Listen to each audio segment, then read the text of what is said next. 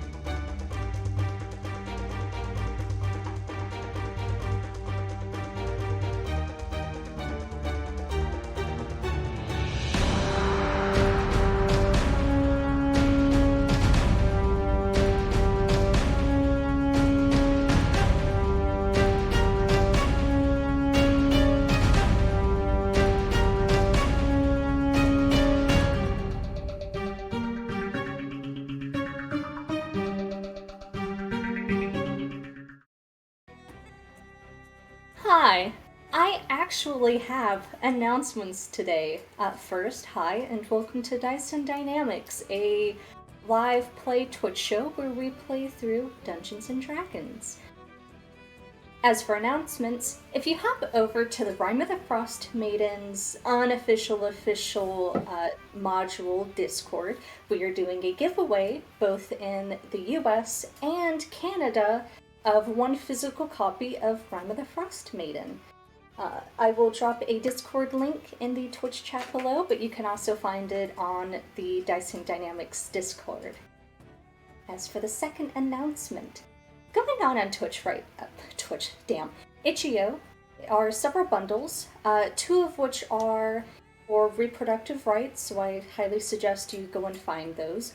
But there's another one, a Pay What You Want bundle, which is full of Pay What You Want games on Itch.io. And notably, on one of those is my girlfriend's epistolary game, Through the Haze, which is a cyberpunk game exploring themes of loneliness, isolation, and the crushing weight of capitalism, which I will also post a link to. That is all. Thank you, and have fun on your commute. Yes, your commute, because that is per our analytics when you listen. Thank you, Fish, for those announcements. That seemed very serious, very corporate, except for the part where you talked about the crushing weight of capitalism, at which point it didn't feel very corporate, but that's okay. Please, everybody, jokes aside, if you hear this message, literally do whatever you can for reproductive rights. I will stab a motherfucker. That's it. With that in mind, we are playing Dungeons and Dragons Descent into Avernus. We find our heroes inside the Court of Air in Candlekeep, having met a number of characters their last time out, and currently are staying in what is essentially the most lush accommodations that one can stay in inside the Court of Air. And that is where we will pick up, sort of the next morning after meeting Silvira Savakis, the crisis manager for the situation in Elturel, as assigned by Candlekeep, who approached you all at the bar last evening amidst your discussion with the denizens of the Bar of the Hearth. The sun is rising, and the day has begun. And the floor is yours. Wake up! Everyone up! I got breakfast ordered. It's on the tape. Up! Everyone! And she starts rattling doors. Come on, we got a big day. I need measurements from people. We got to get our crisis statement prepped. Up. Silkes has been sitting at the table. Has been sitting at the table and he's tranced for 4 hours. He got up and he's been working on the speech outline. Now, baby, Silkes, Silkes? Yes? How long are you gonna let me hammer on your door? However long it took for you to feel catharsis. Thank you, baby. I really appreciate that. Let me go draw the blinds for you. The sun must be killing you. And she'll walk over, draw the blinds on the balcony. Evelyn, Marty, up. Rhea, stay in your room. You can sleep in. I will give you sleep aid if you want to go back to sleep. Marty comes out. She's in her robe with still in her pajamas, and she's just having to sleep off. Right? It's I'm up. Good morning. What time is it? 6. Oh, 6 a.m. Oh my god. You can sleep when we're dead, or out of Candlekeep. Okay, sire.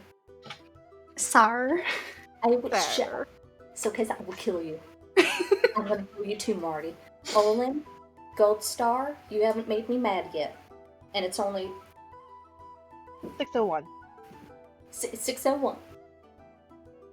Yes, Dad. Happy birthday, Dad! Happy birthday, Dad! Happy birthday, Dad! Did you hear them? Well, thank you for Bring the it. phone over there. We'll yell it. Happy birthday, Dad! Happy birthday, Dad! Happy birthday, Dad! Happy birthday, Happy birthday, Dad!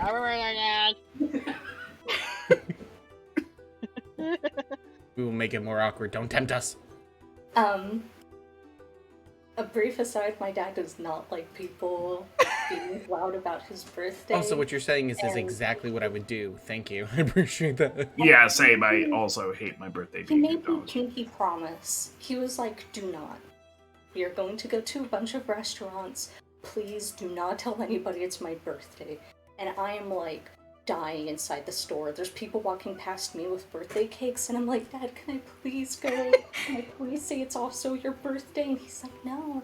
And I was like, can I at least tell the Daisy name? And he's like, yes.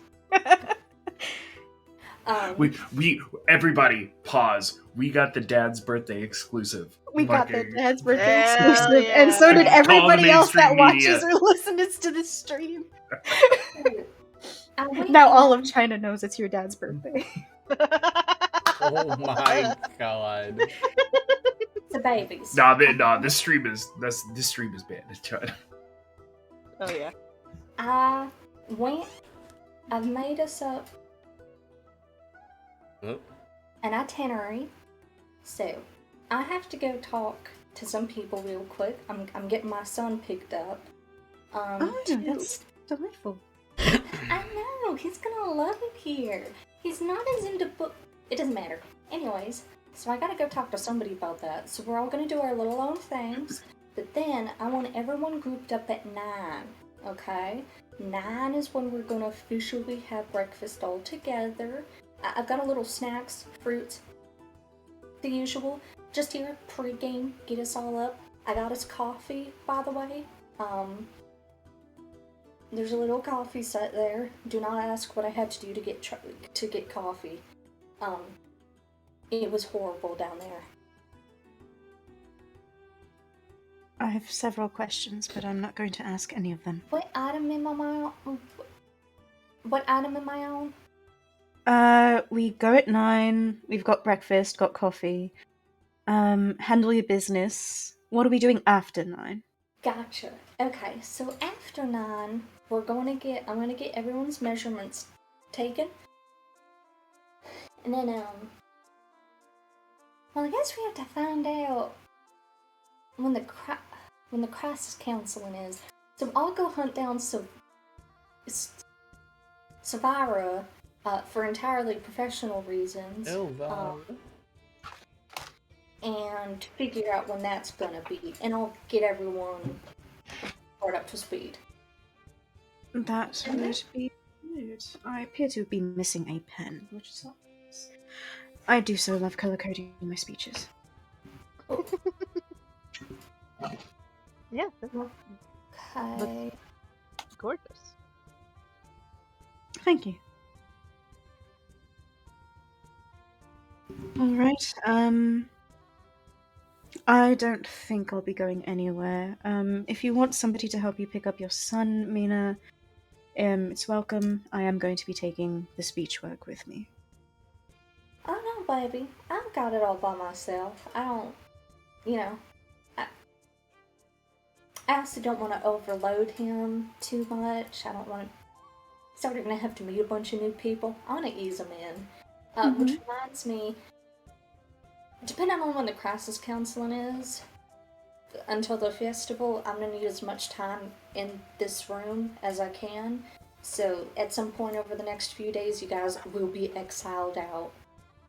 And also I'm going to be poaching you for free babysitting if I'm able to get my kid. Oh, that's perfectly fine with me. Good.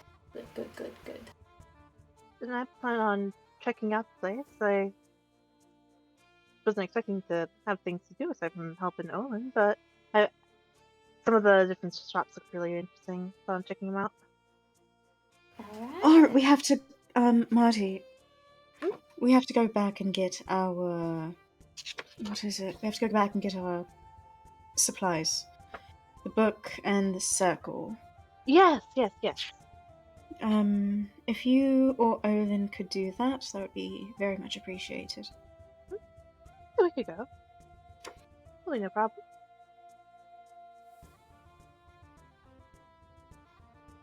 Does that sound good? Are we all... Sounds good to me. Alright. Is Rhea up? You hear her stirring, but she's not yet visible. And once again, Rhea, I want you to take all the time you can to yourself, okay? Feel free.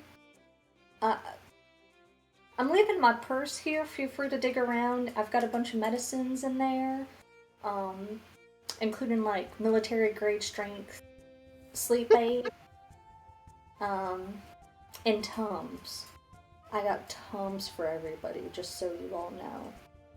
Jeremina just keeping Yeah, ketamine in her in her purse. Rhea like digging around and just like, Kidding. please be sugar. Please be sugar.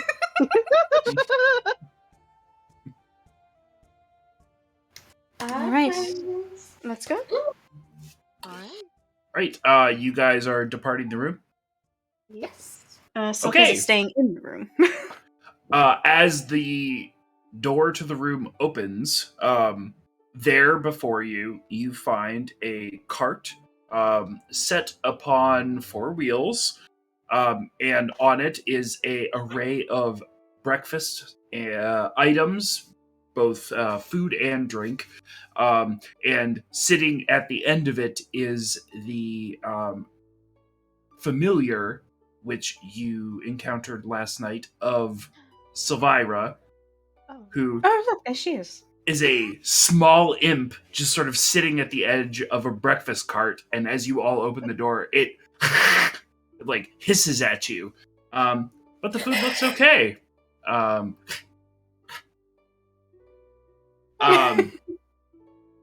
And there is a small envelope sort of tucked into the sort of basically like the edge where it's sort of sticking up. It's not really, it's basically tucked in between 2 planks of wood on the cart itself. Between the toast. Marty will take the note. Thank you. Just like Tums. gently reaching around the bone imp. Like it's Oh, the second people start reaching for items on the cart, it'll like scurry around to the side and get down on the ground, and will continue to act cagey, but is otherwise just like, oh good, this cart is yours. Might even try to like push it towards you a little bit. No. Marty, Thank you. as you unfold the card or piece of parchment, it is essentially a letter from Silvira that is saying, thank you again so much for being willing to engage with the Crisis Council. Please enjoy some breakfast, enjoy some food, and we'll be coming to collect you in about 45 minutes. oh beans. What the fuck? Marty would say all that out loud and have that same reaction of like, they'll be coming to collect us in 45 minutes. Holy shit! 45 minutes? Oh shit. At which point the small imp will motion to its wrist, which doesn't have a watch, and say,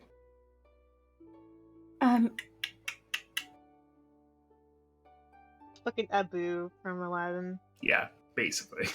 Okay.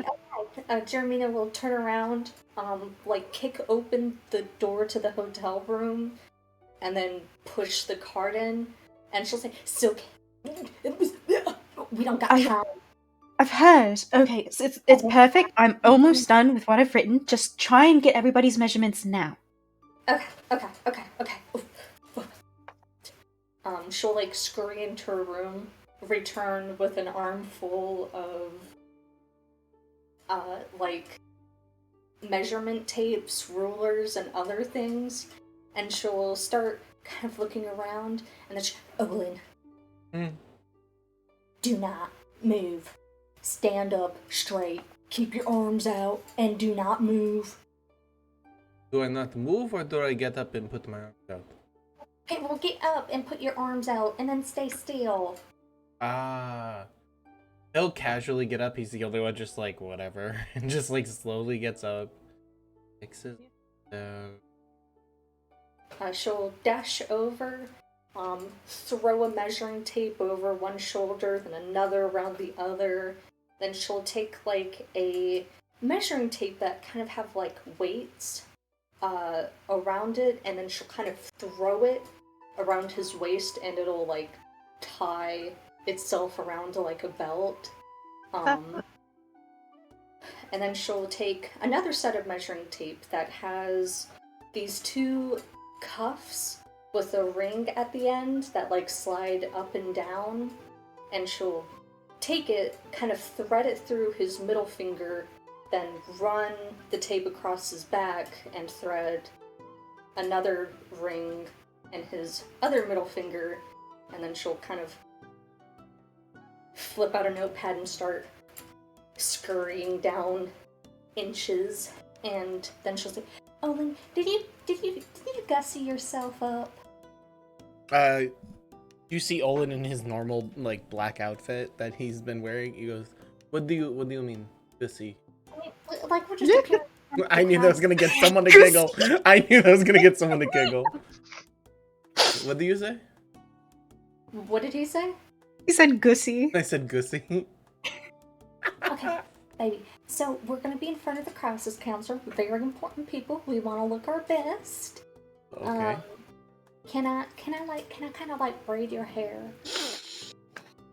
Why? It's perfect with the head of covering it. Okay. So I got your measurements, and she'll take down the measurements, and then she'll like dart over to Marty and do the right down. same thing. Marty was like in the middle of like braiding her hair. She's like, oh, I'll braid it for you. Okay, okay, how is that speech coming along? I have to put in like it's proper like. going perfectly. It's mostly wording. Okay. Just Do I don't have to say use, like- anything that'll offend them, unless... It's listing facts and being precise. That's all it is. It's what I excel at. Don't worry. I've got this. Okay, I trust you. I just don't think we can kill everyone in that room if it really comes down to it.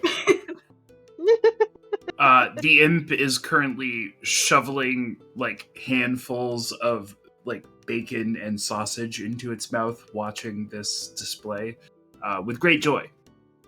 I love this thing. I've only known it for 2 seconds. I hate that fucking thing. How close is he to Olin? Because Olin sat Um, back down at the table. So, I mean, the atrium of this space is pretty large, so it could be as close as 10 feet or as far away as 50 feet. Do you think Jeddah would be mind being used as an example? I might Olin's be gonna that. throw food at it and see if it gets its attention. What kind of food?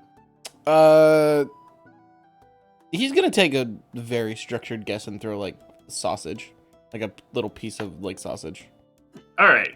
It's not very attentive, so it would hit it in the face, and it would sort of like whap wildly at its face, and then like look down, look at what you threw, look at you, and then sort of give like a, huh? He'll just try. Essentially, Olin just wants to hang out with the thing because he has nothing else to do while they're all freaking out. Oh, well, if that's the case, if it picks up the vibe that Olin is chill, it will just like pick up a handful of bacon and motion at Olin with it. And then Olin will just take out a blade and go. And then just put it back and just start like watching them all frantically move around. okay. Okay. Wow, your hair is thick, Marty. Yeah, it's Dwarven thing. careful. I need one, like, small braid right there. Oh, I can get that one. Like, oh goodness, I'm not prepared. I haven't done like proper like formal braids in forever. Oh my god. That's fine, baby. I lived up near Luskin. I think I know how to do these braids. Maybe. Really? Yeah. we don't have Fey Rooney in France, do we? Not currently, I don't think. Okay. Let me sweep your hair back, and let me. Freya, baby. Freya, darling. Yes. From behind a door. I am so sorry to bother you. If you're modest right now, can you go into my room and get out and get me my purse? It's got all my hairspray in it. Give me a few. Okay, take your time. EV3. EV3 can grab it. EV3, could you Oh grab my God, the? that's right, I forgot. EV3, can you grab Jeremy's purse for her? Do we? I don't want to be very demeaning to Jeddo, but because the ultimate goal of the Cult of the Dead 3 seems to be making more creations like Jeddo for violent purposes.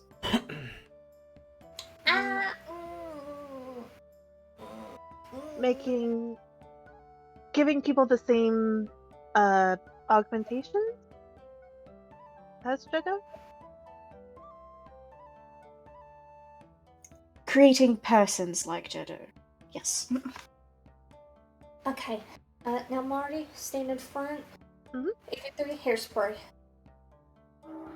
EV3 will put a bottle of hairspray down in your hand. Marty, cover your eyes, baby. Yep. Alright, and then she start. Do you want a little glitter, baby? Oh god, no. Oh, are you sure? Yeah, no, me and Glitter do not get along. Okay. Okay, well, you look good. You're so beautiful, Marty. Aww. Should I mention the dragon cultists? Yeah, Worth mentioning. yes. Technically, that was the thing that happened. Good. no. I put it in my outline, but I wasn't sure. Now that we're all here, I can actually ask questions. I think my journal has a pamphlet I got from one of them.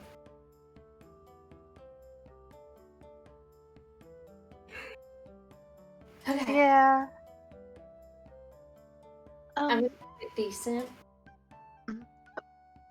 Oh, with my polish. I'm going to give E3 a quick polish. I don't know if I've gotten blood out of all That's such a this good yet. idea.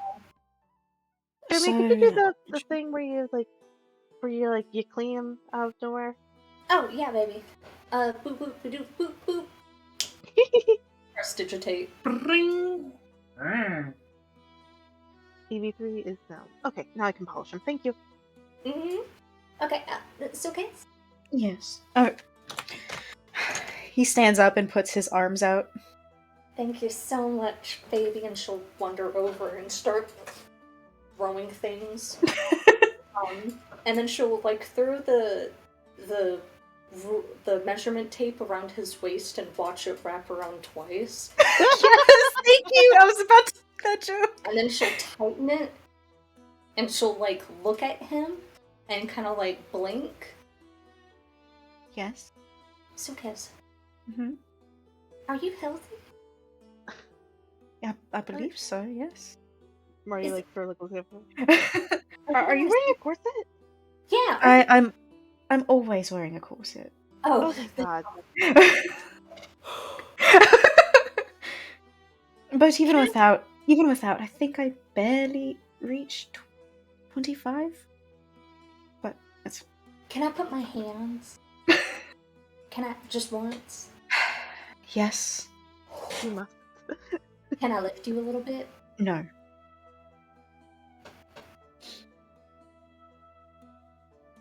There's a solid, I want to say, 5 inches of space between Jeremina's thumbs when she puts her my hands God. around his waist. she'll like put a hand up to her face and look at Marty and go, "Oh my god." Yeah, Marty's like nodding emphatically, like mouthing back, "Oh my god." Like, Olin had a pretty good voice too. I didn't comment on it, but Olin, Duh. I don't. you have a good voice, apparently. Thing. Hmm? Oh, then you have nice measurements. Yeah. What does that mean? You know when she measured you? Assume. Like- Boom. Okay, yeah, good. I'll go back to just not caring of whatever they're doing. Okay, I got your measurements, Silkos. Thank you so much. Gonna No take problem. these. I hope that when Olin gets his memory back, he's just like actually really flamboyant and like into all of this. You don't know. We don't! And it's killing me! Soon. TM. Yeah. Do we want to say hostage? Fabius Krieg was held hostage? I think that's. We don't know what the situation there was. Was being kept by. Was in the presence of. Yes. Was in the presence. that Staying. reminds Was me. staying in.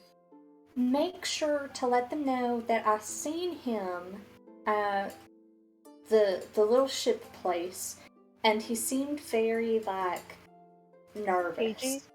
Mm-hmm. Not cagey, but very, very. I mean, at the time, I thought it was just my presence, because that comment about. Do we mention that as well? No, I'm not putting that in there. Well, okay, the thing is, that might be relevant. Him being into tiefling milfs? Being into tiefling milfs who are descended from Zariel. Oh, that's who very were true. held by Zariel cultists. Mm-hmm. It might legitimately be relevant. Yeah. Rhea heard that.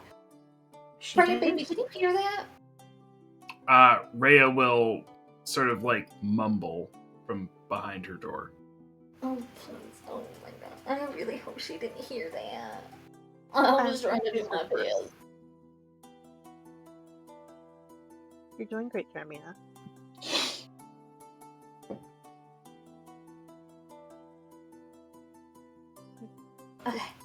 Jeremina will escape to her room. Okay. Alright, I think I have the basics because I'm just going to talk about our general investigation, and I don't think I'm going to be very expansive on the details because they just want basic information as to what we know and what happened. Mhm. So I think I've got everything pretty much sorted. Right. Imp! Ah! Gee, do you have like an inner clock? Do you know how much time we have left? I'll sort of look at its wrist and sort of make the tick-tock motion, and give like a 5 and waffle back and forth. Okay, so we've got 5 to 10 minutes left. Mina, we've got 5 to 10 minutes left. You hear like a bunch of like struggled yells. Are you okay?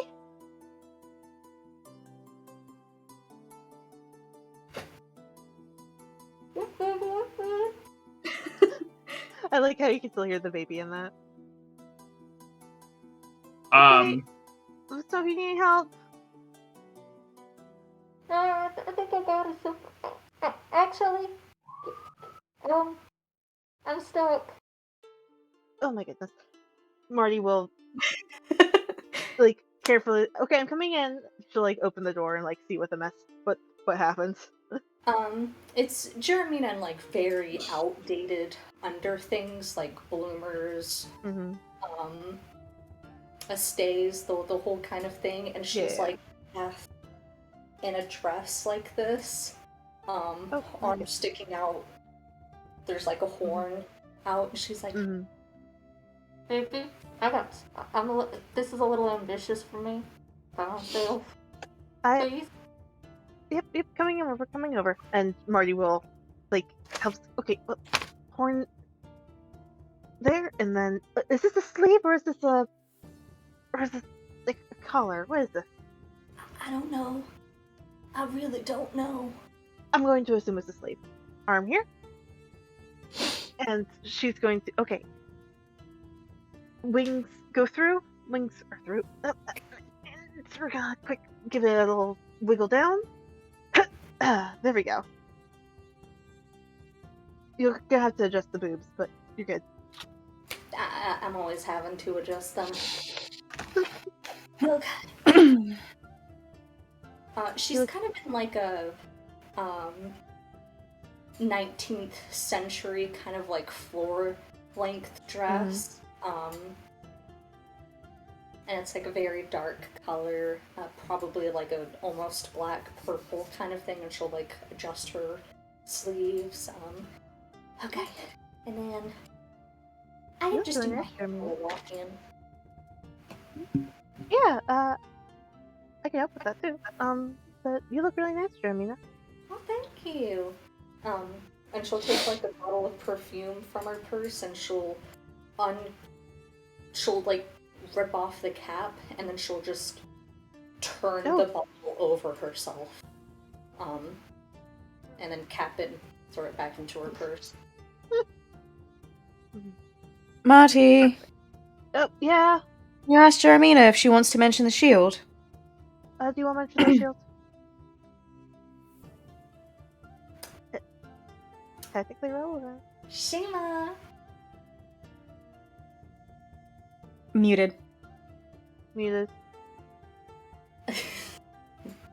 Yes. Hi, baby. One, do you think I look pretty right now?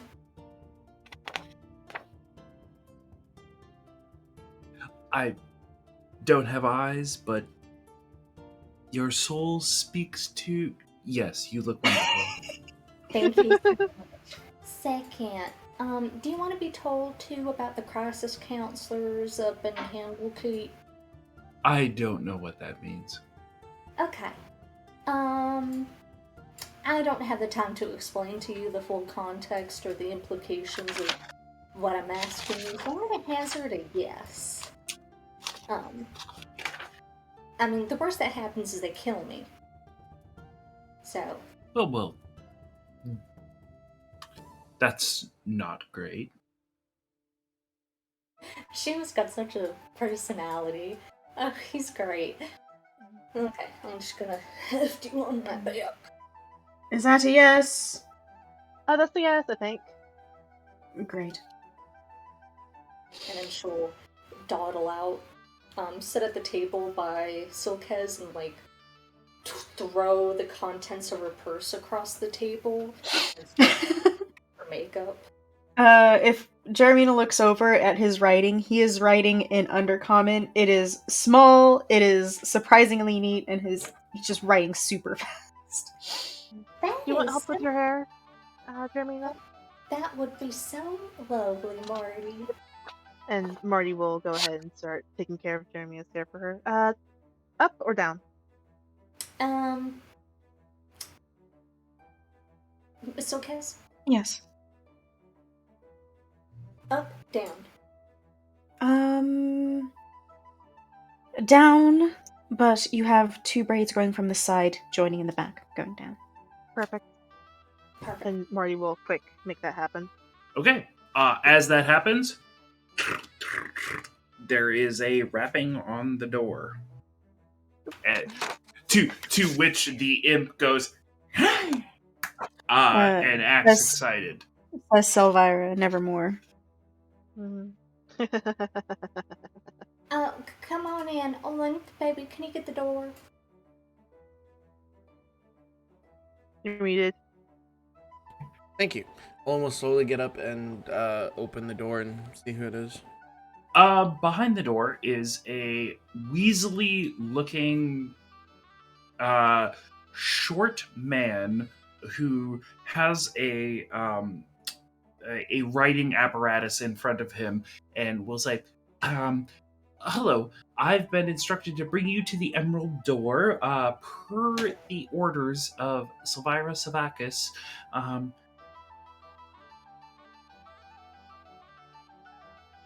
We should go. Okay, give me that. And he closes the door and Oh! and turns around and goes, tiny man here to bring us to the thing. Okay. And oh jeez. Do you want a ribbon? No, baby, it's all good. I got like hair cuffs. Okay.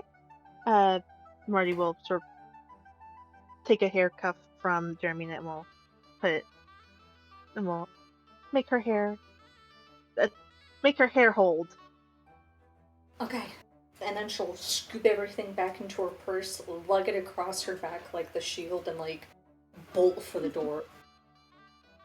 Olin will step out of the way.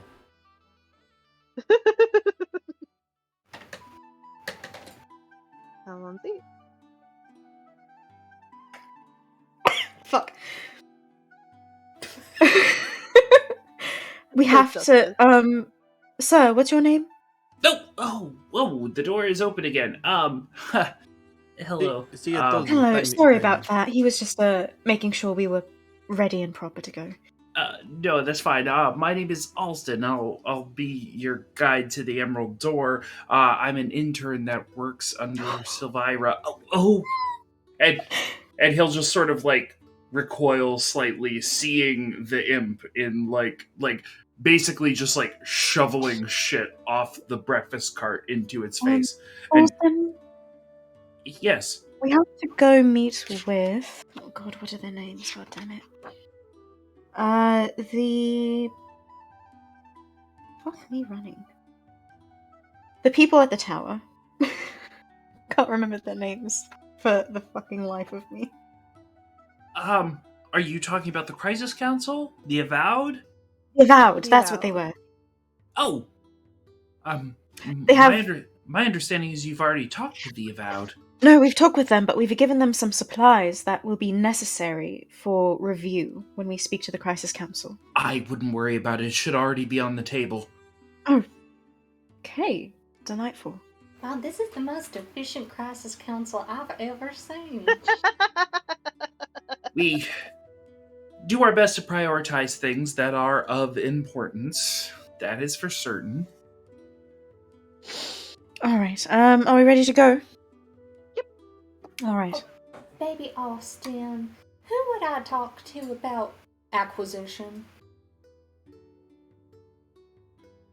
Are you talking about like material acquisition? Are you talking there's many different kinds of acquisition? Like a person that's related to who did I talk to about getting my son? Oh, well, once we're beyond the Emerald Door, you should be able to talk to Silvira. She has a cadre of people who are a bit more skilled in magic than me, who should be able to do those kinds of things for you. Given the fact that she sent me out to get you, I think that she'd be willing to task someone with that. Thank you so much. You're so handsome, baby. And she'll like pinch his cheeks. No. Alright, let's go. Onwards. At which point the imp who brought the breakfast cart will chase behind you on all fours, running like a feral animal. You all are brought to the Emerald Door through the Court of Air. It is still somewhat dark, still somewhat cold, and you eventually come to the Emerald Door. And Alston will step aside, at which point a sort of a slit opens on the door, and someone will say, what brings you to Candlekeep, do you bring things that could serve her collection? At which point, Alston will lean forward and say, they're here on the orders of Silvira Silvakis, but they do still need to sign out the requisite forms. And will lean back. Good bureaucracy. At which point, the door minder will say, very well then. And a piece of parchment will sort of, with a hand attached, slip through the door. And it is essentially a contract to say that you will not damage anything past the boundary of the Emerald Door. And what is required of you is a group name and the signatures of the group members before passing beyond the Emerald Door. Okay, so the contract says we cannot damage anything.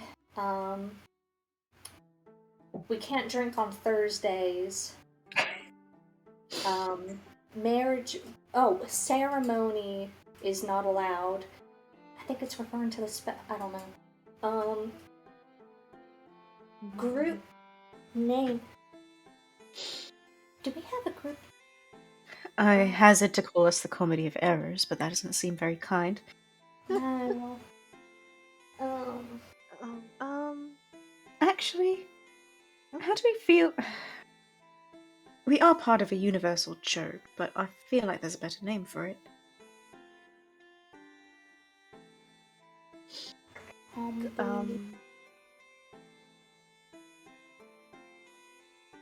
It's okay, so you're the one with the most ideas. You know what? Put us down as the Divine Comedy. Cosmic Joke is far too literal. Okay. That feels like it. Purple on this? What? Not you. The man through the door. Can I write in purple on this? Oh, yeah. Well, we're not one of those outfits that worries about ink color. Everything's Cool. binding here. Brown. Thank you, Poseidon, for 3 months. I appreciate you, brother. Hey! Oh, thank you. Okay, and I'll sign my name right here. And she makes her last name like illegible. And she'll extend the contract to Marty. Marty will sign. Very classic schoolgirl. Martha Rose Turunig. And we'll pass it along to Silkas. Silkas takes it and he signs Silkas Osmond. Passes it to Olin. Olin just signs Olin. And then hands it off. All right. It eventually comes back to the door reminder, at which case they will look at it and say, the Divine Comedy, is this an improv thing? Can you do a bit? No. We're never stopping the bit. I can do a bit. So a barmaid goes down to the docks and she goes to a seafood worker and she says, "Hey, what's the hook?" And the guy says, "What are you, a journalist?"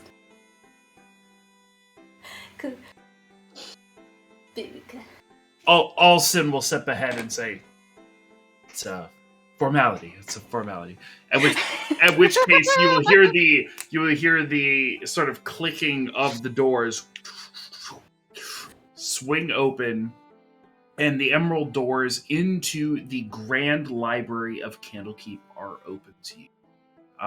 You step through, and Alston will wave you on and wave you in to the what is essentially the library complex that is Candlekeep. There's a central set of doors that is past the Emerald Door. He will sort of do the tour guide thing and continue walking, and will occasionally turn around and walk backwards and say, "Come with me, come with me, come with me." As you all look up, there is a array of towers which are joined by gangways, ramshackle bridges, things like that. And upon one spire, there is even a impaled ship that it looks as though a wave picked it up and sort of dropped it onto one of the spires. And Alston will bid you all on, and into the major space. And even though it is very, very, very early in the morning, once you cross the precipice into the library itself, it is alive. It is teeming with life. There is a myriad of things going on inside, many of them autonomous. And as you begin to snake your way through the library, inside of this space, everything is constructed of pillars of books. Whether or not the original architecture was intended to be books or books were just strapped to it, you just can't tell. And at a certain point, you're snaking your way through, and you come across what is essentially a sort of golden shaped little automaton, with books sort of shoved into this little square, and it's rolling on four wheels, and it has two little arms sort of hanging off of it, and a single stalk that is sort of oscillating on the top of it. And as it passes by you, holding in the books inside of its center, it oscillates its sort of stalk towards you, and you get struck with a very, very real, very, very striking eye. Everything about this thing is mechanical, except for this eye, which is very, very very, very biological and very, very real. Everything else about this thing is mechanical, and there's just what is essentially a humanoid eye on a stalk. And then eventually, its wheels speed up and leaves you in the dust. Alston Alston continues to basically worm your way up a bunch of stairs, and you continue to see the library from different angles, encountering different versions of that same sort of brass automaton with a disconcerting biological eye. Do you think the avowed or the librarians that work here continue to work here even in death? He says this as one of them looks at them as it goes by. Oh god, I dare not even think of it. How do they even work? Like, Sokias, don't say that. You'll spook me. Oh, sorry, Jeremina. how do they work? Are they like a telescope?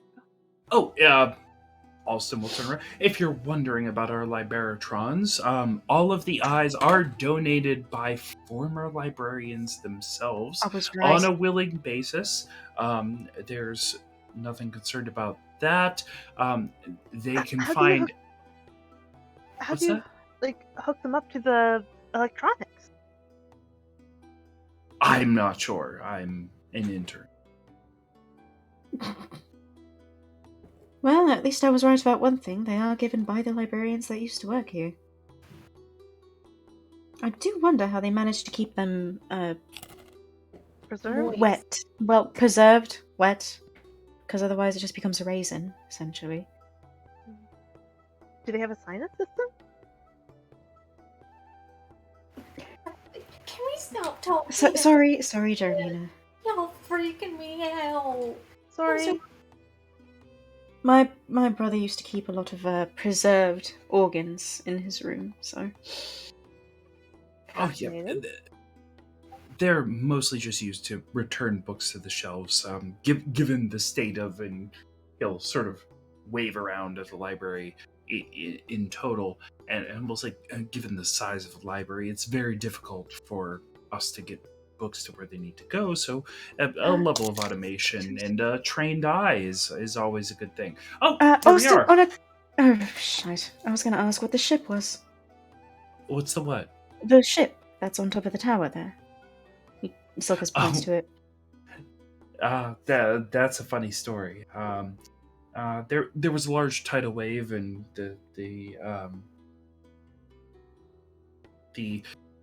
library fortress being what it is, it's well insulated against all sorts of different natural disasters and things like that. And there was a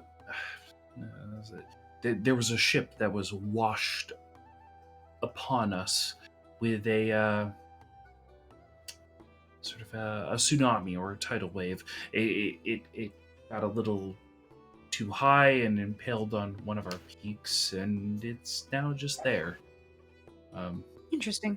Yeah, there's ghost stories going out around about it, but it's one of the many interesting things we have here, and it's not even close to the most interesting.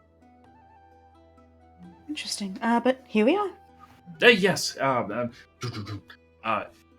At which point he'll knock, and you'll hear. Oh boy, you will hear Silvira's voice on the other side. Come in. We go in. Yes, Jeremina, you look presentable. Thank you. All right. On the other side of the door, you see Silvira, who you know, who will be kind of standing off to the side.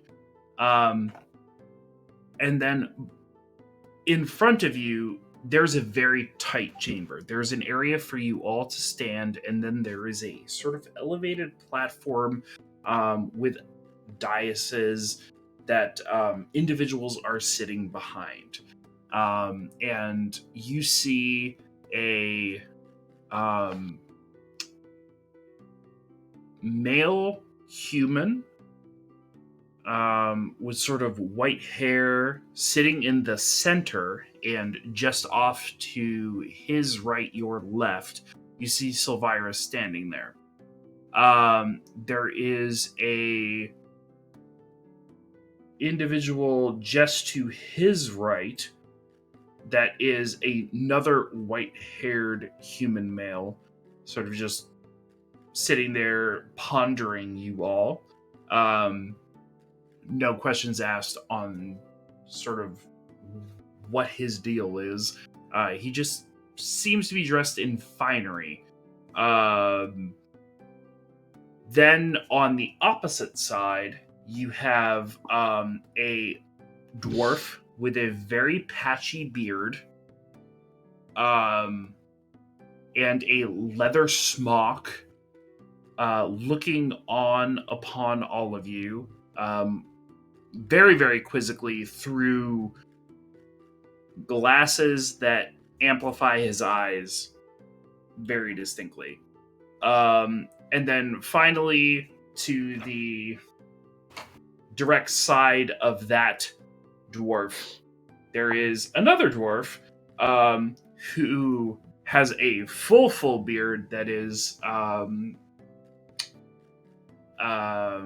braided down to a point, who is wearing extravagant robes with a high collar, who appears to be sort of playing or fiddling with something on in front of him. And what you notice with this chamber as you walk in is that there is very clearly an empty seat to your direct left as you walk in. And the individual who is sitting directly in front of you, who is the human male with the white hair, will welcome you all in. And will say, welcome.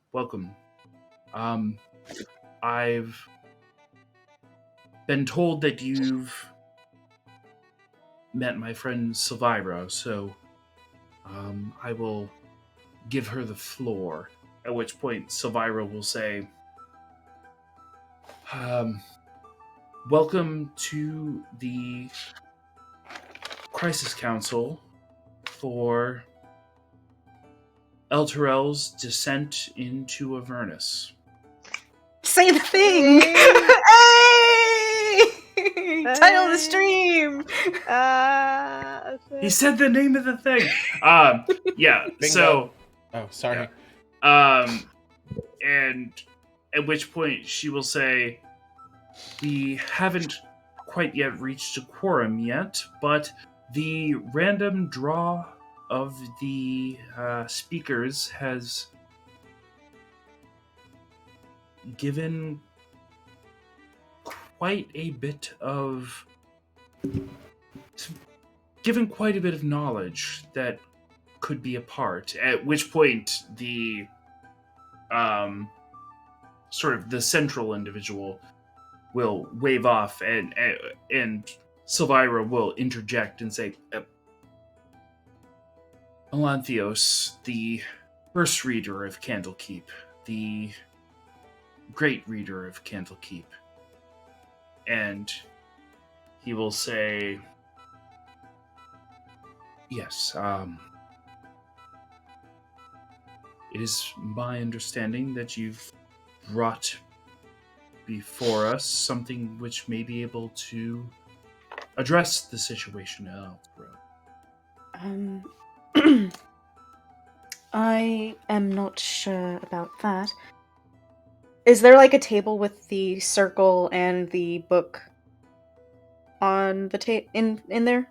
So, you see the items that you provided the avowed behind the guy that's speaking.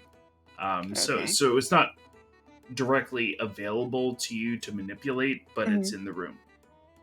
So, behind you are the two items of interest that we have found, as well as a puzzle cube of sorts. Marty will reach into her pocket and produce said cube and hold it out.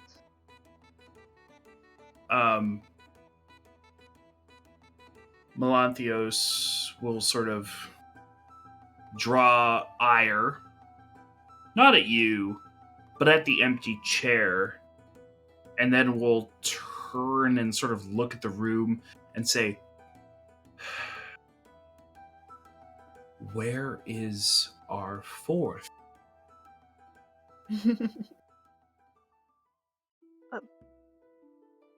And I assume you're not talking to us.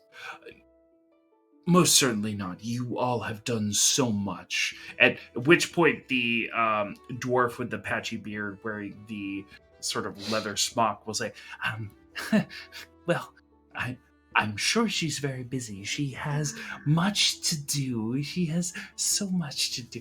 And I'll say, "We all have so much to do." She could do so much as to respond to her responsibility. If you like, we can talk about what happened, or we can wait until this fourth is summoned. Melanthios will say, "I would like to hear what you have to say. Please." All right. So, to begin, we were conscripted into service in Baldur's Gate to investigate the resurgence of the Cult of the Dead 3, which apparently happens on a cycle. It took a few days of following leads and asking questions, but we managed to find the hub of said cult within one Duke Delmira Van Thamper's bathhouse. Based on our findings therein, we realized several things. That this cycle they appear to be attempting some sort of blood transfusion to create ballspawn. Such, goddamn, I'm looking at the words. Such procedures are listed out in the book behind you. They have written in code and they are editing as they go.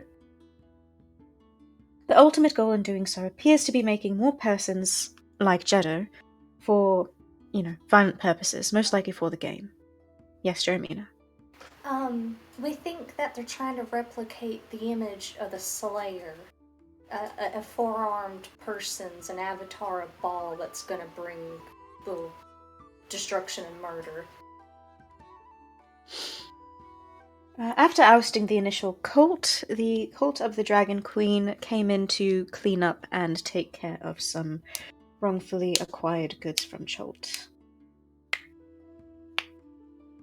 And that is that on the book. Now, on the subject of Fabius Krieg, which we were told was of great interest to you all, he was staying in the house of the Van Thampers, who we found to be running a cult of Zeriel from their basement.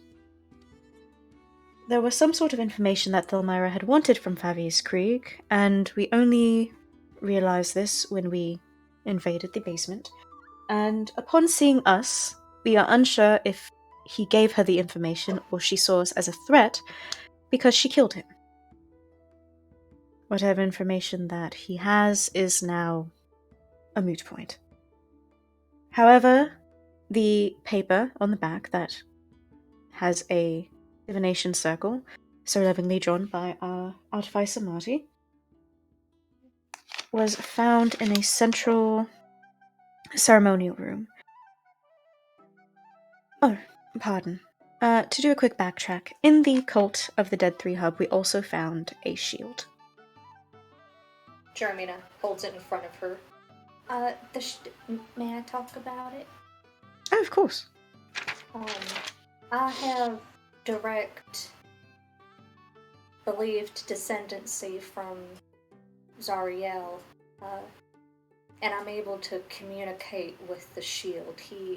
They have identified themselves as the... What's her name again, baby? I'm sorry. She's asking the shield. You mean it? The Hidden Lord. The Hidden Lord. Our friend Marty was able to identify it. I'm sorry, I don't got my notes. I handed them to Silvira. No, I identified it. It's As the shield. Go on. No, it's the shield of the Hidden Lord. There wasn't any. I didn't have any pictures to go off of, but based on the descriptions given and the fact that it was able to talk with Jeremina, I believe this is what it is. And we know that it had been in the custody of the cult of Zariel before it was taken from them. The eldest Van Thamper was killed when he tried to move it somewhere. Someone of interest is Morton. Mortlock. Yeah. Mortlock Van Thamper. The Van Thampers, as far as we know, have been...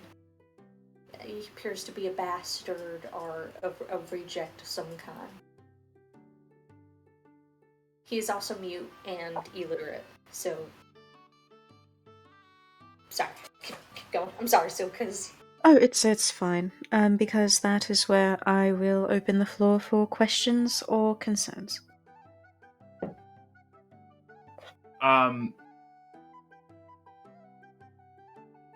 The gentleman who's like dead reckoned at the strait, Melanthios, he'll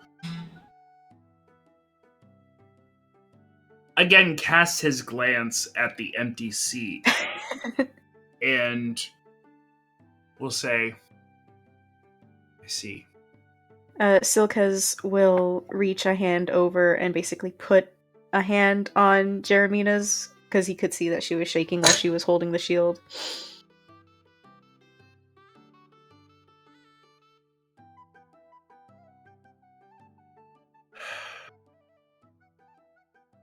This and is concerning.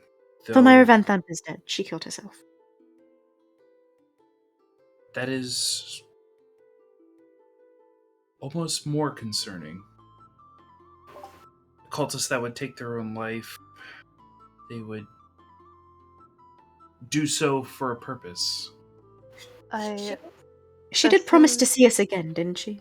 Well, she promised to see me again and called me her sister, which she'll pick up her tail and kind of like swing the thagomizer. A little alarming. Our compatriot, Rhea Mantlemorn, was wielding a... Oh, what was the kind of sword again?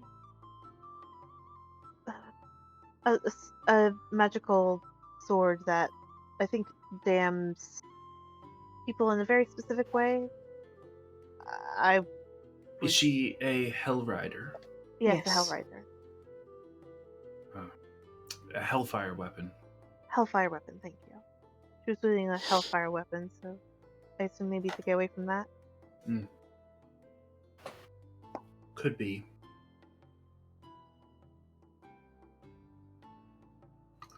He'll once again turn his eyes towards the empty spot, and then we'll look at Alston, the sort of intern who came in, picked you all up here, and we'll say, Alston, we're going to recess for the day. Please make sure that our other speaker is here. The next time we have this hearing, she could provide some insight.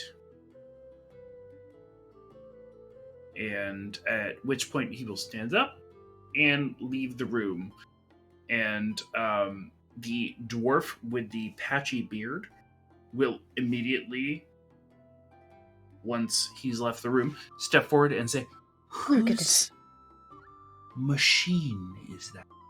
It is wonderful. Marty's.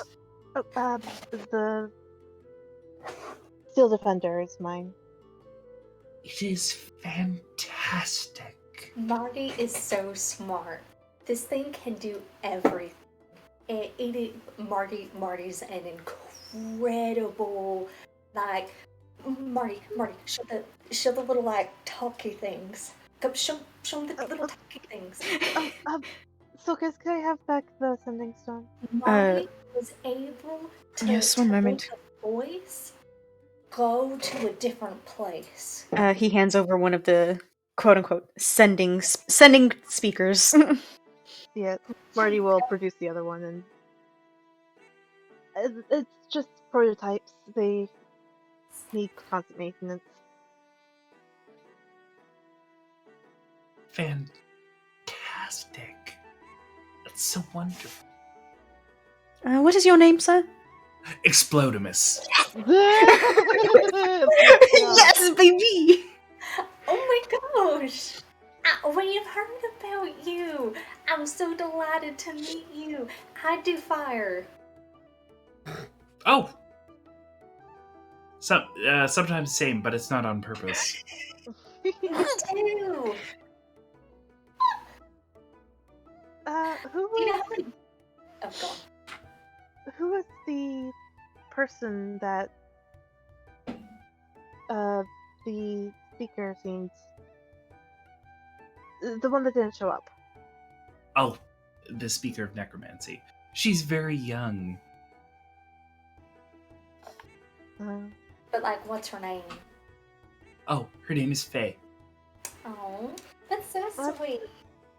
That's a good thing. Oh, Yeah. it's- What do you specialize in? The magic of artifice. I build things. Oh, you two are Marty gonna is get on well like fire. well. Actually, I might have some questions, I guess. Well, we happen to actually get some. I happened to get a version of the items that were being used to make the people like Jeddo. The Oh. Transfusion supplies. yes, the arms. And I was Yes. The They the seem to work. bloodwood magic. Yes. Yes, they I've seem to work seen it. for. I've seen it. Do you know how it works? Absolutely not. I've never had a chance to inspect it. Well, Marty will sort of like have EV3 come over. It's like, excuse its arms. We've had a time. I haven't had time to replace them yet. But Marty will sort of like go into the bag of holding and rummage through it and be like, "I'm sorry, this is there it is," and she will pull out the arm that she's been working on, like figuring out, and she will pass it over to him. Just careful. It might have some hidden blades in it. Not sure. Okay, all right. He'll take off his very thick spectacles and put on what is essentially a set of like Thicker jewelers, spectacles? jewelers loops that work on like they're like microscopes for his face, and well, oh my gosh, he's Right? never let me inspect them up close. Really? This is There's just something-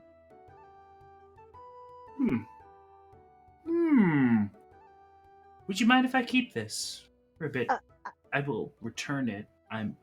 Well, maybe you and Marty can look at it together. I think that's a good compromise. I would prefer not to lose it, but I would happily work with you. That would be wonderful. Oh, well, given the situation, though, we didn't have someone show up. I don't know if the formal event is called for, given the fact that the Crisis Council wasn't technically convened. We had Rafik, Malibi, me, Mathalios, Virus. But, like, the rules would technically say that we should have a formal event. Anyways. I'm sure that we will appreciate having an extra day to prepare for a formal event. My patriot, Jeremina, is a master of sewing. Oh, that's wonderful. Oh, Explodimus, Yes! Do you know where Savira's office is? My friend Jeremina is trying to get her son here. Okay. Let's be very clear here. Her son, as in her biological individual, or her son as though she wants me to, or me or someone here, to transport her solar goddess from another plane. To be clear. No, my biological little kid. Oh! Tell me a little bit about him. Okay. Them? Whatever. Well, I mean, me and my husband have been having a lot of discussions about what we're imposing on him. I see. Um, Yes? However, his name is Wolfrin. His middle name is Ephraim. He's Draxel's bastard. I don't know what that means. I love this man. There's a lot. There is so much going on. Where was the last time you saw him?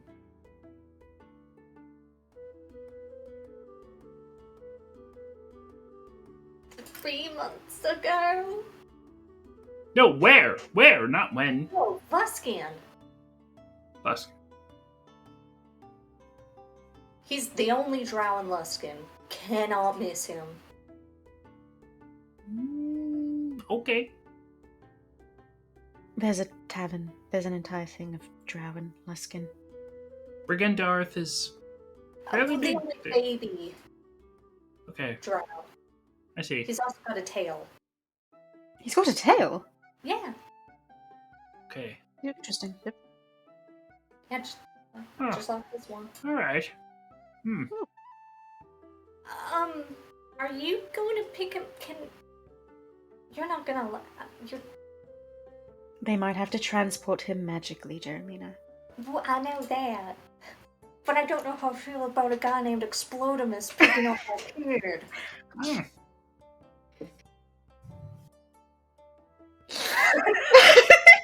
Explodimus just pouring one out in the middle of the... Um, I just don't feel like that's a family name. Listen, I can make sure that your son gets here. I would never cast transportation magic myself. He'll sort of chuff a little bit and be like, it is, frankly speaking, below my station here. So it will be someone that I task with it. Someone who's very versed in it. You don't have to worry. I'm sorry. No, it's fine. Why don't you and Marty go inspect the arm now? I would love that. We should do that. Yes.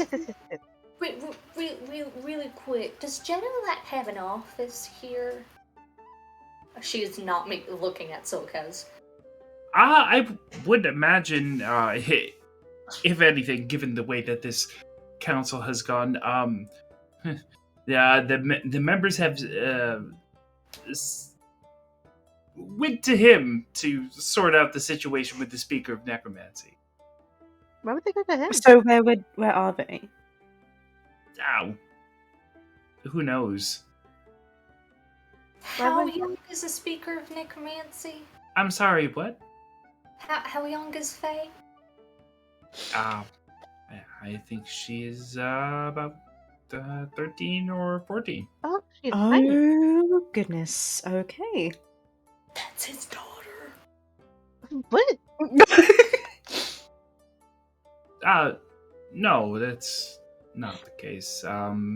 They showed up in tandem a number of years ago. Well, that's interesting. It could be. We don't know. So we were talking. We're friends with Jenna. Friends is putting it strongly. Yes, I'm. We're all aware of the fact that he brought you here. It's not a secret. Oh, okay. We don't know how much you guys know. Honestly. Everything you could. Me less than some, but. Oh.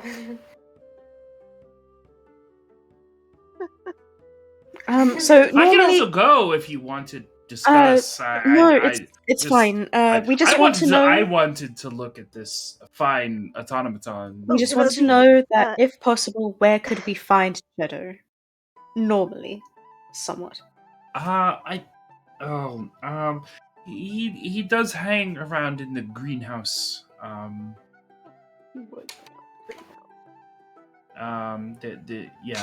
greenhouse complex. He does have a tendency to. Sorry. What was that about? Are you alive? I am alive. Okay. I had a realization when Jason said he hangs out in the greenhouse. Is all. Are you going to share with the class? No. Fear. Okay. But yeah, we can go. I would love to talk with you about the arm and EV3. I'm here all the time. You all have access through the Emerald Door now, so you are all welcome whenever. Thank you very much. Marty, you have fun. Marty is vibrating slightly. She looks very happy. Do I walk with you, Explodimus? Or like, should I talk to somebody else about getting my son? Or like, Hold on. Give me a few moments, and he'll take off his like super like dialed down spectacles, put on his regular glasses, and will find a parental release form at some point, and will place it before you. Oh. And will say, "I can make sure that your that your kid will be brought here, but just please sign off on this. We're not liable for any transportation or teleportation sickness. That is that line there. Please sign here. Yes, and I'll pass this on to some mage who has less things better to do than I." Wonderful. Forgot Thank how much you. I hate paperwork. And yet I'm faced with it every time. At which point, Explodimus will leave you all. Marty will follow after. Okay. Alright, to the greenhouse? Olin, would you like to join us? Olin will just shrug and start following. Well, that Dopeskis. was really good. Well, at least Marty met an artificer. Yes, I'm very happy. She seemed very excited. And assuming Explodimus has whatever technology would be up to date with the information of this place, I think Marty's going to be discovering tools she didn't even know existed. Oh yeah, if Marty made something like that more or less by herself with the, well, whatever that like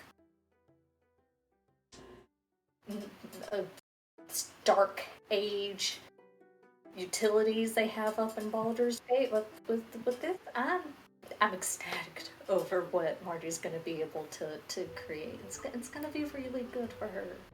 I'm really excited to tell Miss Martha that, you know. Oh, sorry. Just realized.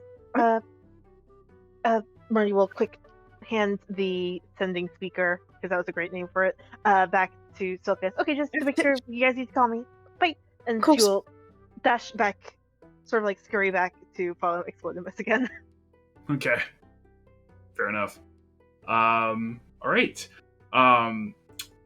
With that, we have our party split in two directions. One group heading towards the greenhouse, and another group heading towards Explodimus's workshop.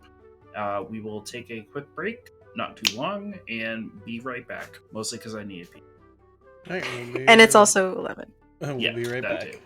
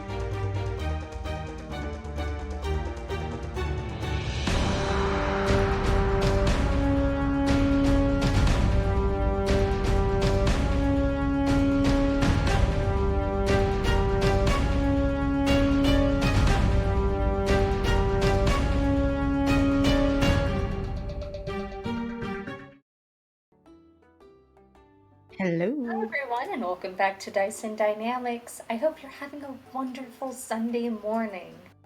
I have to just recap some announcements that I made earlier. One, the Rime of the Frost Maiden Discord is hosting a giveaway of a physical copy of Rime of the Frost Maiden. There are 2 giveaways active for US and Canada. I will drop a Discord link. I invite you to enter. The second thing is we are promoting a itch.io game, Through the Haze, that my girlfriend wrote and that I helped playtest. I actually have a physical copy right back there that I probably could have held up, but I didn't. And I encourage you to check it out. It's pay what you want so you can get it for free. And 2 links are being dropped right now. All right. And with that, we pick up of our playthrough of Baldur's Gate Descent into Avernus. We are currently in Candlekeep, and the party has split itself a bit for the purposes of going to various locations inside of Candlekeep. Marty has followed the Reader of Artifice, Explodimus, in wherever it was he was intending on going, and the rest of you were seeking out the greenhouse. If I Yes, correct. Okay, fair enough. So with that, we will pick up the thread of Explodimus and Marty as they reach Explodimus's warehouse would probably be the best term. Marty, you walk through a set of very, very heavy doors, and it enters into a chamber that is vast and smells of sulfur. The entire thing seems very, very industrial, very, very mechanical almost. And he'll turn around and say, "So, I'd love to see what it is that you were thinking. The whole," and he'll sort of create motion off of his back in the way that Yeah. Jetto's extra appendages would be. Go ahead. I'd love to see what you think.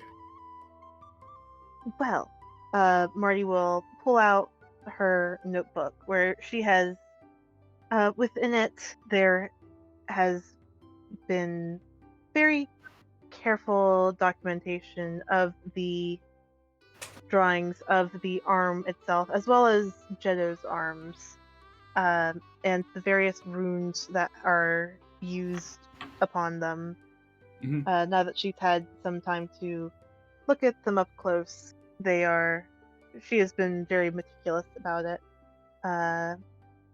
So I've been looking over it, and I think the power source I haven't quite figured out yet, but it is much more organic than the kind of magic you or I have ever used. When we encountered the leader of the Cult of the Dead 3, who was a ball spawn himself, they, and I believe we've also seen Jeddah do it as well, he could cause the runes to bleed as if it was doing harm to him himself, and then taking that blood and then using it to use magic, almost in a transmutation type of way.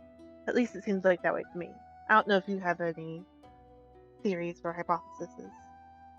He'll nod and sort of ingest what you're saying, and then say, blood magic is interesting. It requires implements, it requires objects, it requires things. You can't do blood magic without a thing. I've not had the pleasure of being able to take a look at appendages of blood magic users up close, but I think it works on many of the ways that ancient practitioners do. The implements. It requires an item to be able to cast blood magic. Or at least that's what I think. In what way do you mean an item? Just something to almost like a arcane focus? I think that would be the easiest way to describe it. I see. So you feel that it might almost be an artificial sorcery, almost? Potentially? Not that. You need to be able to bind the magic to something or channel the magic through something. Which is why a arcane focus is a great example, but it's not a complete example.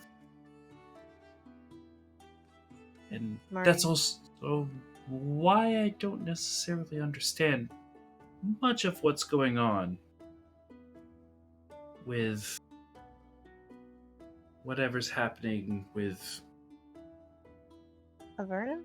The Otoro? no, Jetto and his Oh. various things. It's interesting. It certainly is. It's fascinating. I am very curious as to how it works. And, well, here, Marty will take out the arm again and sort of like find a workbench that is like somewhat clear, and Sure. we'll put it down. I've, as you can see, my EV3 has had some damage done. I've been trying to figure out I don't have any replacements at the moment since it's expensive. But I've been trying to figure out a way to connect the arms to transmute the runes from blood magic to more classic arcane ones. I'm curious if that would even work, given your thoughts about it having to be powered by a thing. Roll a d20 with advantage. Ooh, alright. Oh boy. Goodness. I am having several theories at the moment. 19. 19. He'll sort of think about it and really sort of dive down into it, Mhm. and will say,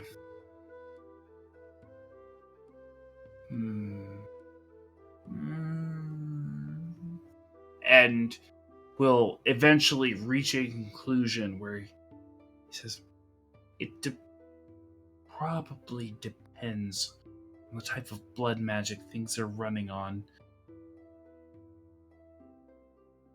There's all different kinds of blood magic, just as there are all different kinds of arcane magic, all different kinds of magic for artifice. If you wanted to run your automaton off of blood magic, there may be a few ways to do it. Oh, Which way?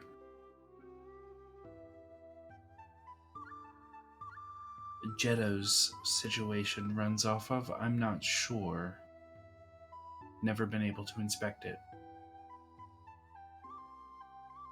I'm guess I could feel honored that he's let me inspect him then. Hmm. I don't know if running EV3 off blood magic. You say there are different kinds. What are the different kinds? If you know. I'm not the most well versed, but I would categorize it into two types. The first type of blood magic would be the one that uses blood as a fuel or the consumable that can be used to turn into arcane ability. The other one would be one that would more use blood as and he'll motion at EV3 and we'll say as a fluid, something that can turn pistons. I see. Interesting.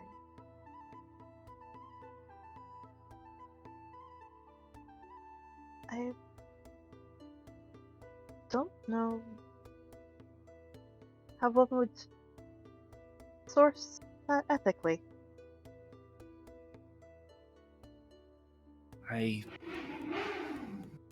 What the fuck?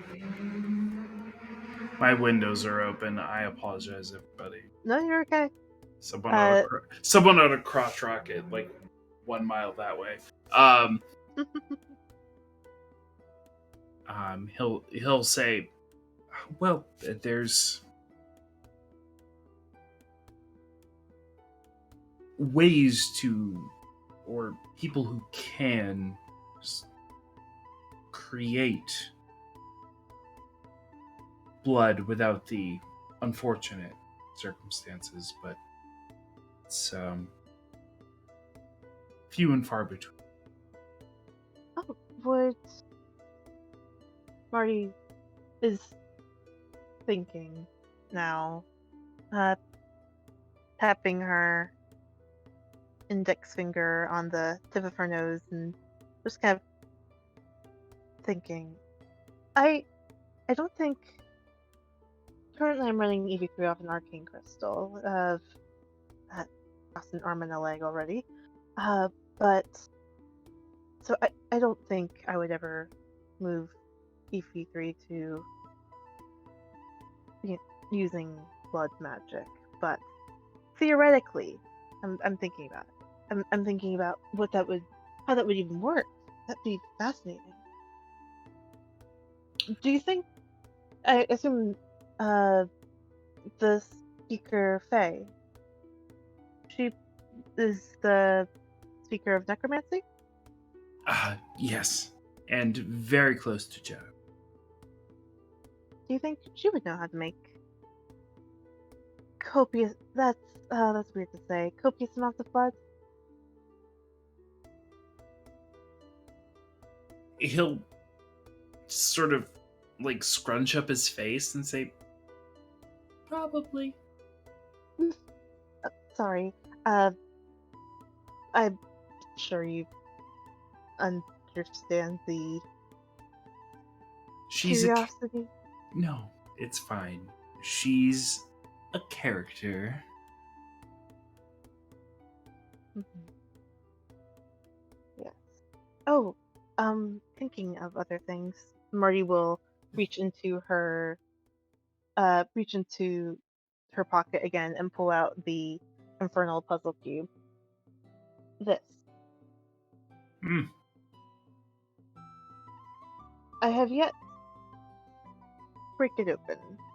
Do you know how this would work? He'll extend his hand out and look at it. Go ahead and roll me a d20. Oh boy.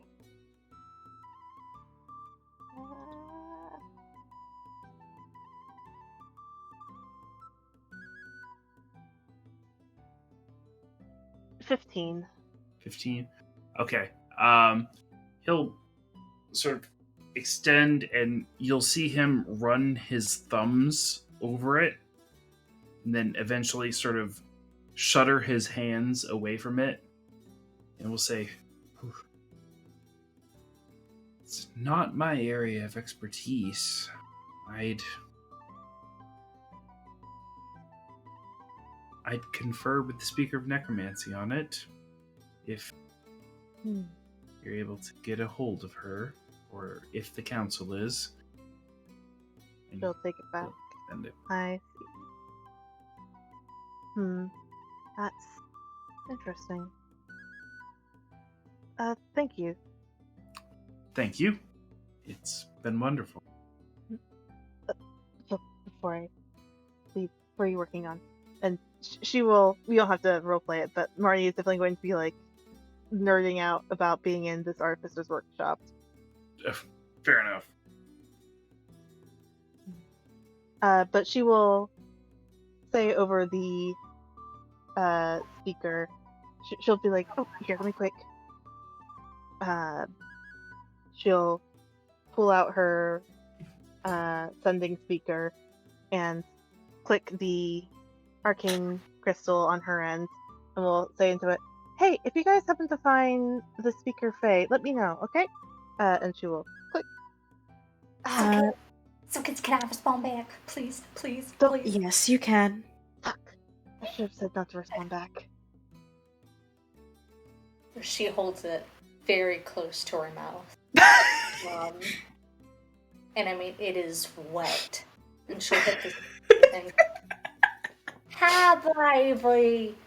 Can you hear me? I am walking to the greenhouse with Silkes and Owen. Greenhouse is one word. We'll tell you when we see Faye. I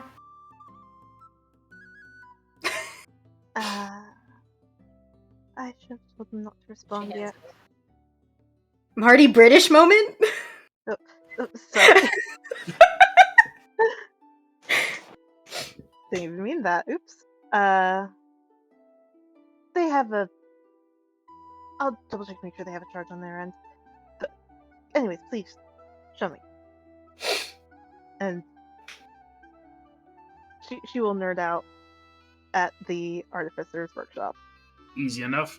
For the crew that is making their way down to the greenhouse, you make your way down to the greenhouse, and it is pretty fantastic. The greenhouse is a stretch of basically bridge that runs between one tower to another, and it is a greenhouse with glass that runs all the way over the top in a basically a semi-cylindrical fashion. You step in, and eventually, presumably, the imp that has been trailing you all will alert the greenhouse keeper, who will eventually show face. They are a earth genasi who's fairly slight of build and has fairly long hair, who will appear to you all and say, "Can I help you all? It's interesting to get guests during this season." Yes, we were hoping to find out whether or not the other speakers came through, because we are also looking for Jeddo. Oh, well, if you're looking for the speaker via the way of Jeddo, I would probably suggest getting a hold of him separately. She has a she keeps to her quarters. Oh, okay. Do you happen to know where those are? I don't, but I could relay to him. It, Oh, well, do you know that we know him? Or is this something... no, but if you're Oh, interested in yes. getting a hold of the speaker, I could pass Uh, along a message. we are interested in getting to the speaker. We are also interested in checking in on Jeddo because we haven't seen him in a couple days. That's fair. I could tell you that he's fine. He was here earlier today. Well, we also, we gotta. I'm making his outfit for the formal event later on. Oh yes, the Crisis Conclave event, of course. Yeah. So if you could let him know to get to us about that. To you where? The hotel that's outside of the walls. I can't remember the name of it. In the court of air at the Oh yes, of course. Attached to the hearth, correct? Yes. Uh, Precisely. yes. Fair enough. I can certainly send him your way. That he's trying to rein in the speaker, so we'll see from there. Okay. This is completely unrelated. Do you have an orchid space here? Orchids. Yes. Though I don't necessarily know if they are blooming or even really growing right now. But I could show you. Oh, that would be delightful, actually. Is there any flowers you want to see, Jeremina, Olin? Any plants at all? Roses. Roses. I love roses. And jasmine? Y'all got jasmine?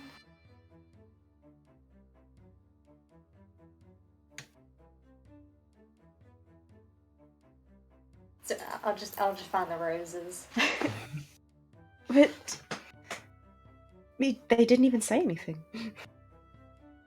I'm sure there's roses here. If they got orchids, there's roses. Yeah. They'll just motion. Okay. Also, what's your name? My name is Rango. Like the... This is out of character. Like the gecko? Like the lizard Rango? Is that like a nickname? Or... It's family name. Poor buddy. Would you point us in the direction of the orchids? He'll do so. Alright. Yes, hold on to me, Jeremina. Thank you very much. Have a nice day. No problem. We taking a walk? All right, you do so. You like orchid? I do. Orchids and irises. Olin quietly stopped walking as they went through, just to like back off and just sit at the entrance and wait for them. They were both flowers. Originally my husband had irises, but he didn't have orchids. And he ended up planting them in a small greenhouse on the property, just for me. Just for you? Just for me. Aren't they awful to grow? They are absolutely horrid to grow. Did you know that orchids are technically a parasite?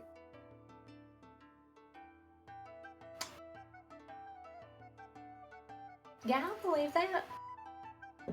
That's why they're so awful to grow. They require one specific substrate, or, thing to grow on. Otherwise, they will then die. It's really sweet that he went through all that trouble for you. It is, isn't it? Is the greenhouse still up? Are the orchids and irises still there? Oh, absolutely. His brothers agreed to take care of it in my absence. Also, the middle brother is happily married. He has 2 kids now, so the kids are being taught how to take care of that. Oh, orchids. That's so sweet. Are you planning on resurrecting him? No. He had a lot of health issues, and that was before he was resurrected the first time. He wouldn't want to go through that pain, and he also wouldn't want to put me through that pain again. It was a very difficult conversation when the death curse started hitting him hard.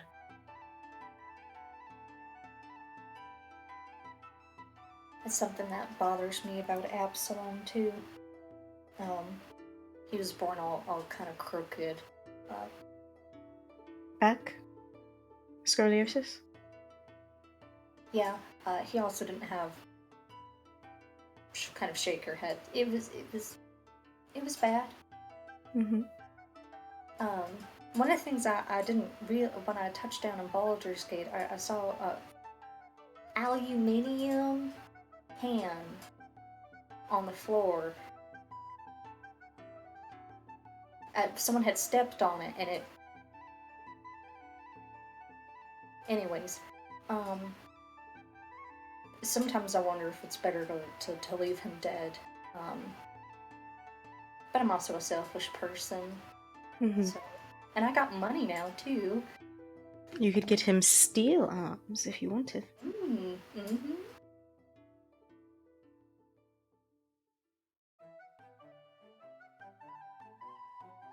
You know, Olin can talk to inanimate objects. I don't know if there's anything special that is required, but It's why I gave him Absalom's flask. He made it in school, and it's what he used to.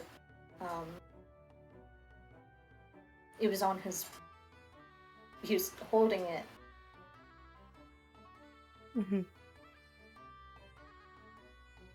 It's why I gave it to Olin, because I thought, I can't really take good.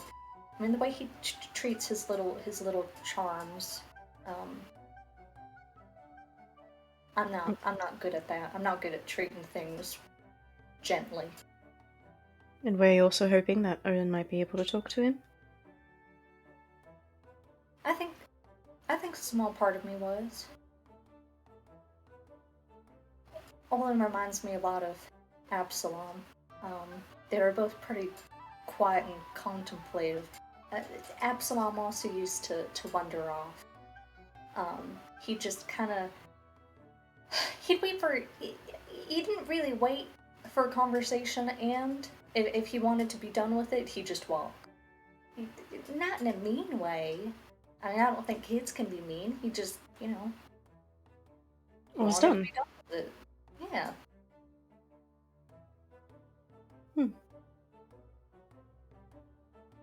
I just think they get along, is all. I think it would be very cute to see them interact. I'm also excited to see what Wolfrin will bring. Wolfrin is gonna be so cute. Oh my god. I got him in these little suits. Putting kids in suits, the funniest thing ever. He looks like a little professor. Oh my god, it's like having a little tax man walking around your house. Very official. Oh Oh, god, so cute. Here we are. He's so cute. Silkes will point to a series of rose bushes that are set up that are either set up in like bush form or winding up trellises. Look, thousands. I know, I pointed to the map for you.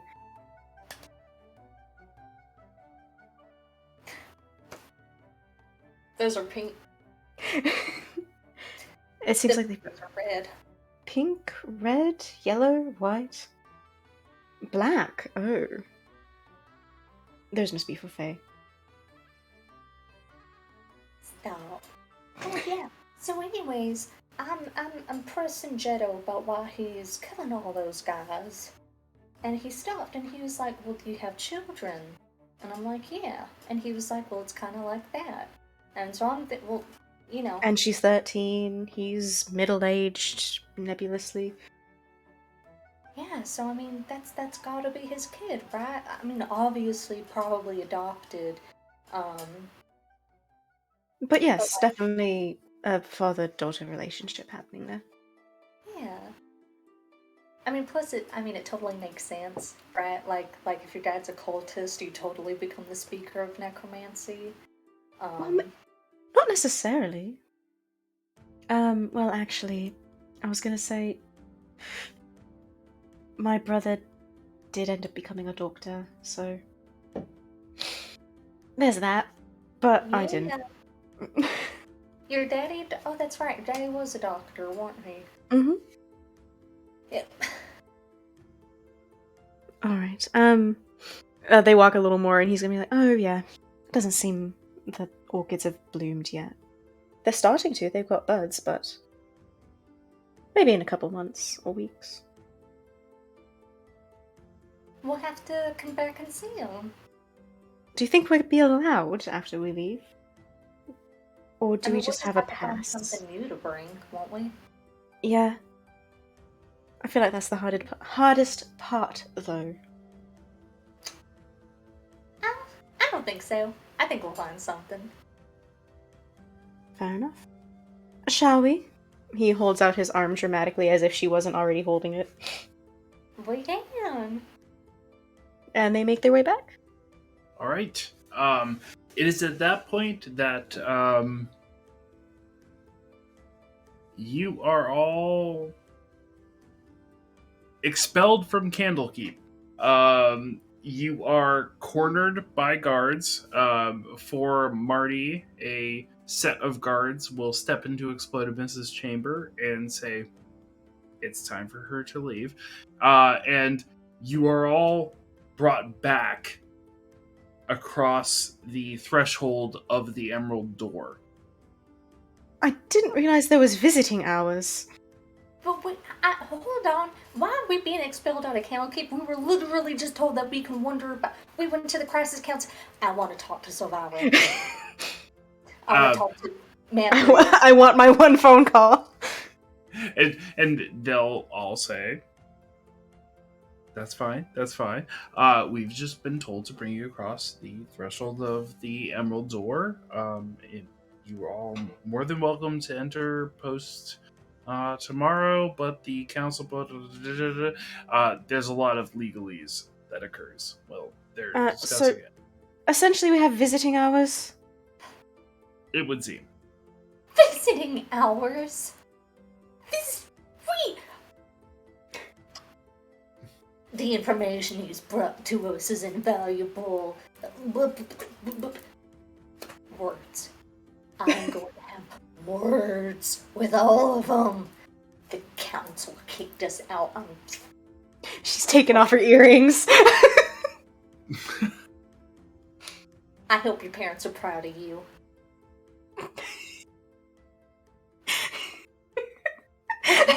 Did they want to get my kid? Yes, guards. My friend here was trying to get her son, biological son, into Candlekeep. What is the process on that? I don't know.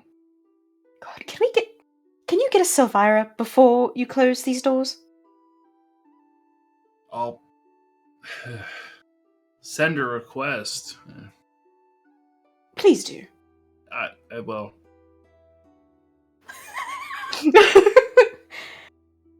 That's fine. We've got the towers or whatever. I'll just start hammering on the general admittance until we get someone. boss? I mean, it depends. Oh, goddamn. Who who gave you this order?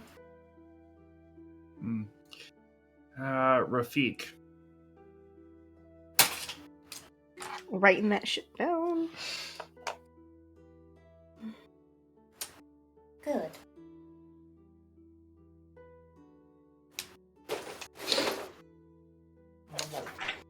He's going straight in grudge list.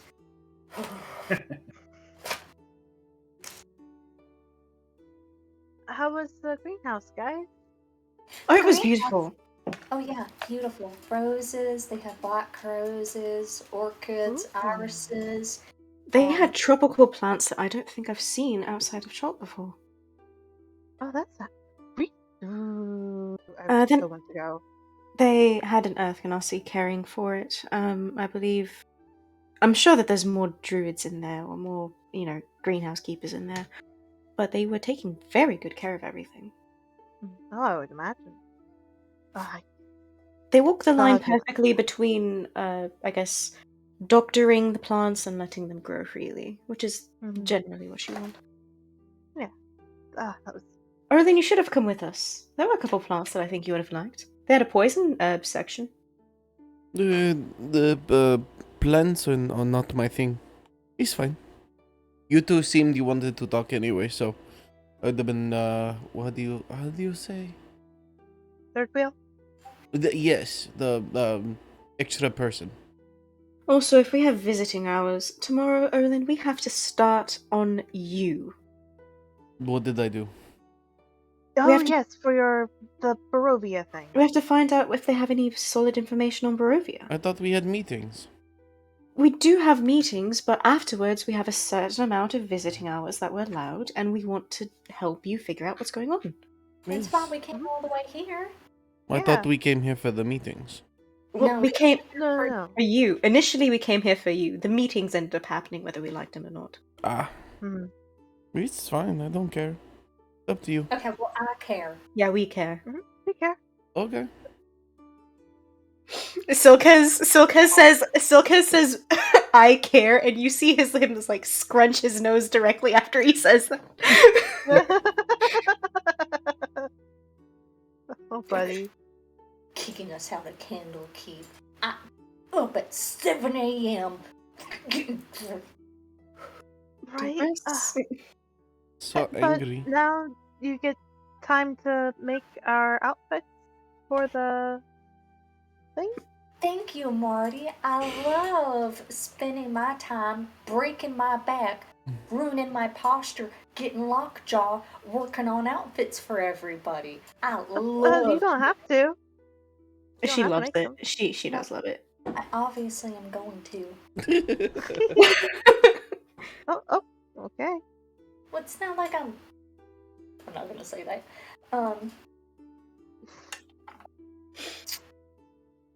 Well, I'm walking over to one of the towers and I'm writing up a report. You guys working with me? Hold on. Jeremy's 52 theses posted to the Emerald Door.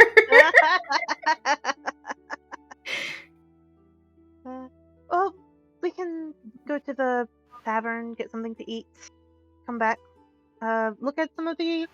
It's not that late in the day. We could go and check out some of the shops. Wait, it's only like noon, isn't it? Yeah, like Almost not even. Like, Also, there's only like two. There's like the towers and then there's the tavern. Like there's like no shops. Or Oh, anything. yeah. I thought there were shops. Aside from the bookbinder. Oh yeah, the bookbinder. We could go to the bookbinder. That would be fun. That would be fun. I want to know where my fucking kid is. That Oh. is true. We do Or have to raise a bit of a towers. fuss. Towers. I'm Yeah. saying it'd be totally fine, except I literally made plans for my 3-year-old kid to be transported. Let's go. We're going. We're going. I signed a parental release for her. She's gonna walk into the tower place. She like kicks shoulders open the door, and then she kind of like, okay, general physiology. Silkez has gone back to the Emerald Door and is just like, Would it be human resources? Oh, human resources? That's a good one. Wait, is that... Okay, there's resources human. It's humanoid resources. Thank you. No, I think that's a different one. I think that's a different one. No, because there's humanoid resources, then there's human resources, then there's humanity of resources. And then there's resources human, resources humanoid, and resources humanities. Okay, and then there's humanities study. They really need to reorganize. Humanoid resources. She just slaps her hand and hits a button. Olin's gonna look through that list for what he was told, which was Dreadplane.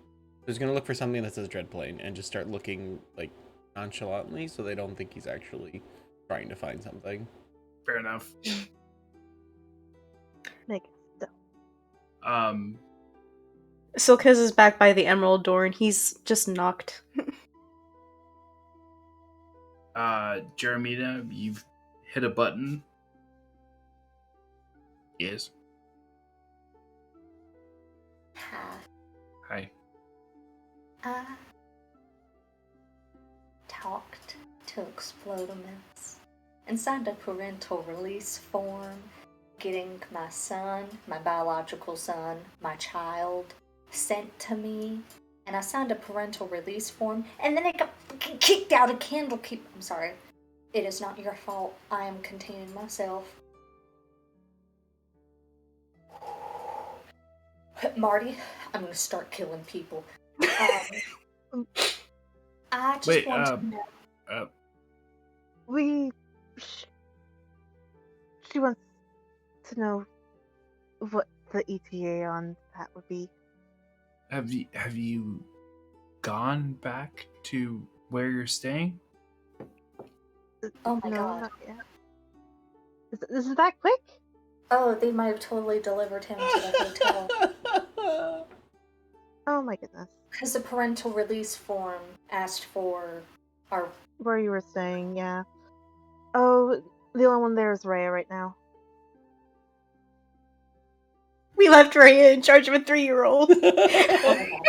I'm so sorry. Oh my god. What is your name? Huh?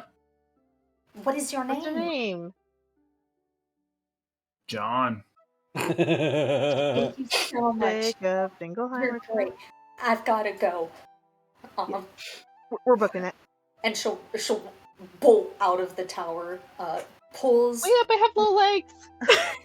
pulls her skirt up to like her knees, and she's bolting. Silkez turns from where he's at the emerald door. He sees Jeremina running and he's like, well, time for me to go. Yeah. Olin's still looking for the button. Olin!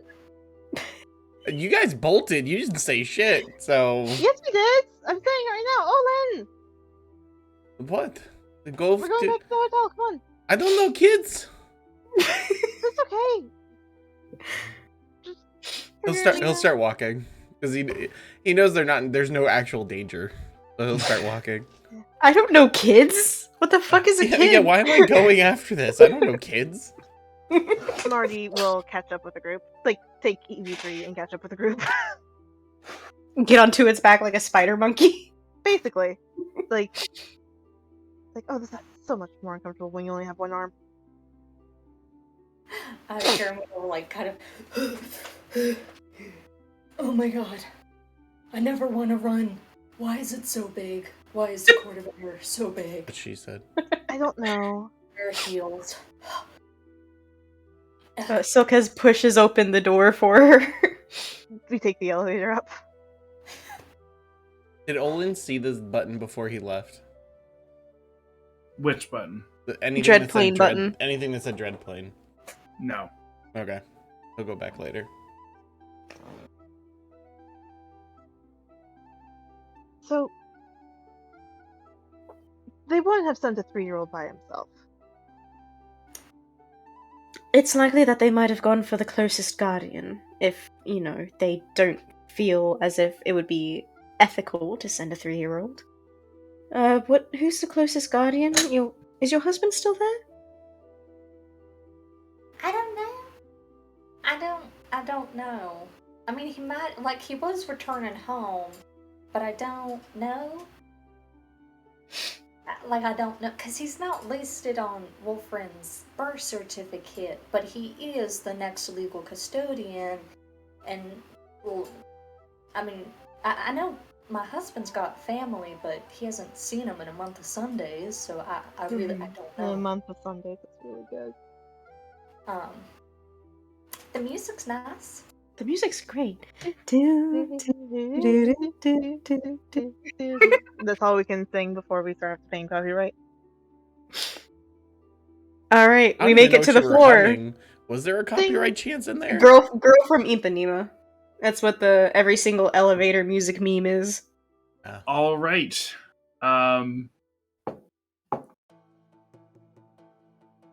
With all of this, Jeremina, you are eventually met with the visual of a wiry 3-year-old drow boy with white hair and a dimpled smile, brown eyes, and eventually he meets eyes with you and rushes towards you. And as that happens, Olin, you feel a hand on your shoulder. And that's where we're going to leave it. Nani? Nice. What? Owen's like at the bottom of the elevator, right? Because he walked. So he's like by himself right now. He would have waited for you. We would have waited for him. Y'all bolted. Olin just fucking like casual. Yeah, but we still Here's the care about thing. you. We wait for him. Jermina's gonna Over- chew him out, but we would still wait I was for gonna say him. over a 3-year-old? I wouldn't wait for fucking anyone. Oh, so I guess Jeremina runs up, and then Marty, Silkas, and I'm just Olin are saying, down there. if someone told me my son was put into a room with someone he doesn't know, anybody who's in my way can go fuck themselves.